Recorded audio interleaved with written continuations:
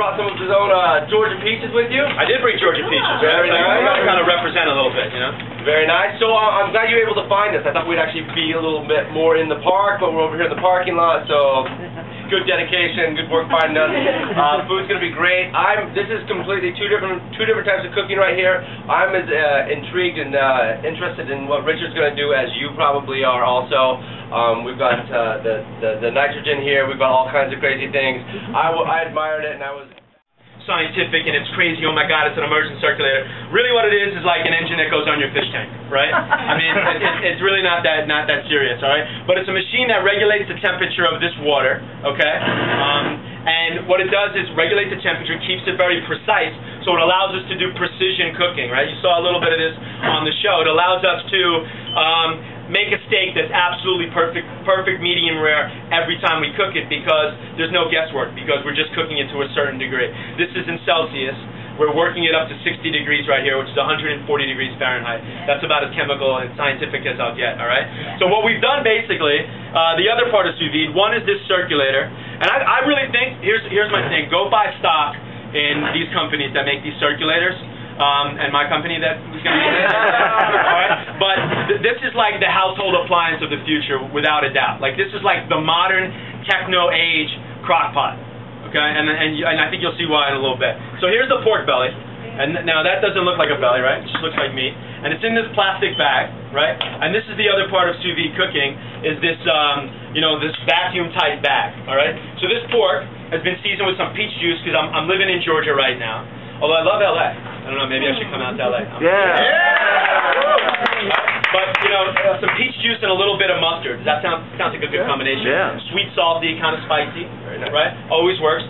We put the pork belly in here. You can see kind of how tender it is as I'm kind of squeezing it. And it cooks for how long do you think it would cook in there? Like, I mean, it's kind of weird that you can have 300 tomatoes all lined up and they're all the same size and same color. Because people aren't that way. They're different shapes and different colors, and they smell different and they're different. And that's what food should be like too, if it's fresh and organic and it's coming from the ground. Would you agree? I agree. All right, cool. So I bought him a seedless watermelon this morning. He did, but that's not why I'm saying that. Actually, this is a really good seedless watermelon. Everyone's gonna be like, where's the seeds? But in Phoenix, we did. I got a seedless watermelon. And I got it for convenience. And never compromise. Don't make those compromises. At home, maybe it's okay. That's our cooking. There's no recipe for this. There's ingredients. We call it a chef's recipe, right? It's a list of ingredients. All right? But lime juice. Now, we have the yuzu, which is kind of like a dull, like the pine kind of gives it this dull, like, the Mr. Clean, like, almost like it comes from a can, almost sort of thing. And the lime juice. You eat a taco, you put some lime juice on it. Wow, that's taco, right? So the same sort of thing. Like, acidity is what wins challenges on this show, and it's what makes food great. It's not salt, it's lime juice, it's vinegar, it's acidity. It's the first flavor that when you taste it, you're like, wow, my God, it's great. You know what I mean? Think about it. What makes that margarita great? The salt gives it that, but what clears that salt and brings everything together, it's the citrus, right? So I go heavy on the citrus.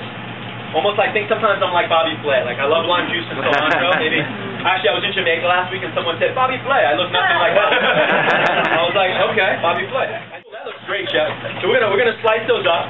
And then another little thing that I like to do, could you slice them? Like little strips? Yeah. Thanks so much for helping me out. All right. Oh, my pleasure. One of my neatest things. Wait till 12 o'clock. Here's the end of the herbs that went into there, the end of the base of a cilantro. Usually in a kitchen, this gets discarded, it gets thrown away. But these little stems have all the flavor in them. If you think about what a plant growing, and it's feeding all of these leaves, right?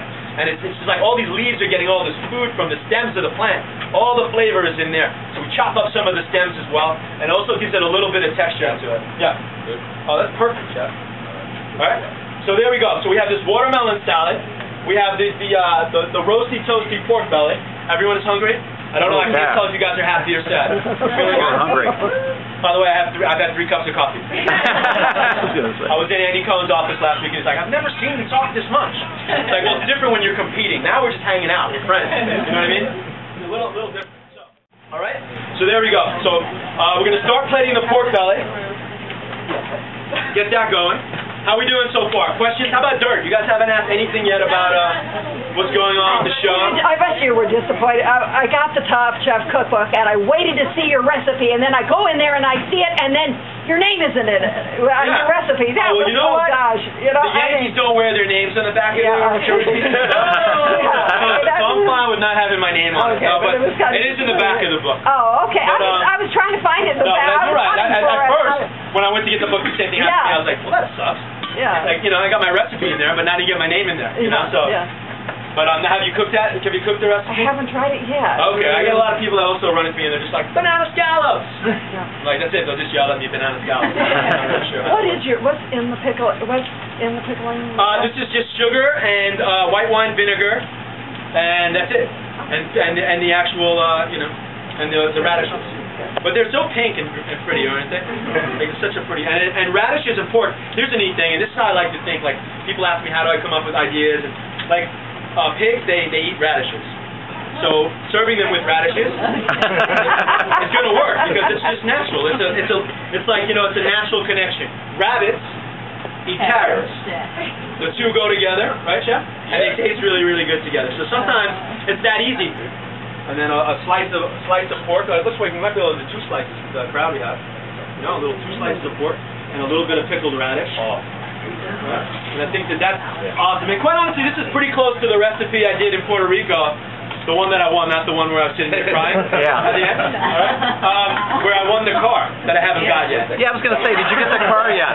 What's that? Yeah, that was going to be my question. Did you get your car yet? I haven't got the car yet. You know, it's coming. It's on the way. You know, I gotta get the Top Chef logo on it or something. So now the nitrogen, okay? Right behind you, Chef? Yes, yes. All right, so the tank is outside. I'm looking for my nitrogen technician here. All right. I don't need a technician. I'll just do it myself. All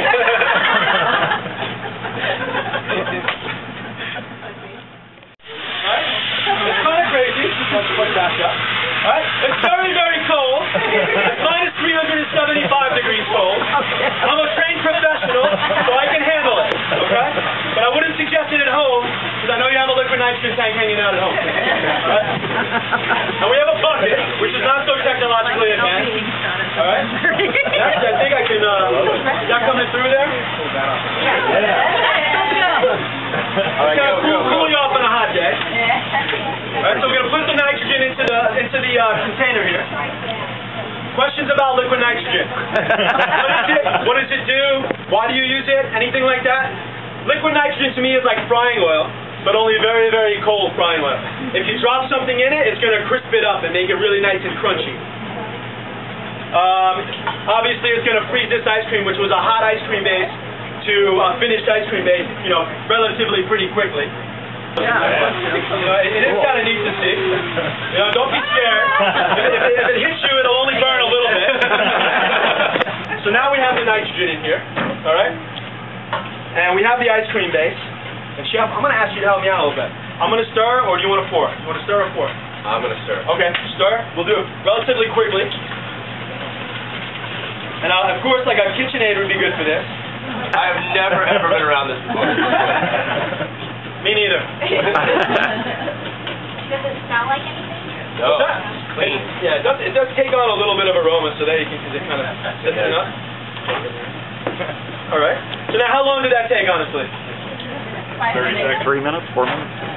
Yes. Whoa. How much nitrogen? Basically, the recipe is like one part nitrogen. As everyone will be doing this one at home.